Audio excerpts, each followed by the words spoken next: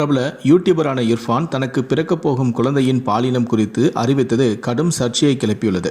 இது தொடர்பாக நடவடிக்கை எடுக்குமாறு காவல்துறையிடம் சுகாதாரத்துறை பரிந்துரையும் செய்துள்ளது. இந்தியாவில் குழந்தையின் பாலினம் பற்றி கருவிலேயே அறிந்து கொள்வது சட்டப்படி குற்றமாகும்.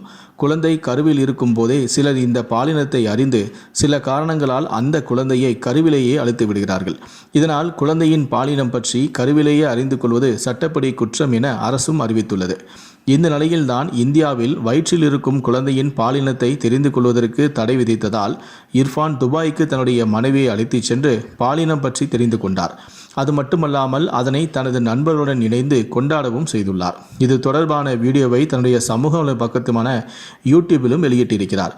இது தற்போது சுமார் 20 லட்சத்துக்கும் அதிகமான நபர்கள் இந்த வீடியோவை பார்த்துள்ளனர். இதையடுத்து இந்தியாவில் குழந்தையின் பாலினத்தை தெரிந்து கொள்ள தடை இருக்கும் நிலையில் வெளிநாட்டில் பரிசோதனை செய்து வந்து தனக்கு பிறக்கப் போகும் குழந்தை இதுதான் என்று அறிவித்த யூடியூபரான இர்ஃபான் மீது நடவடிக்கை எடுக்குமாறு காவல்துறையிடம் சுகாதாரத்துறை பரிந்துரையும் செய்துள்ளது.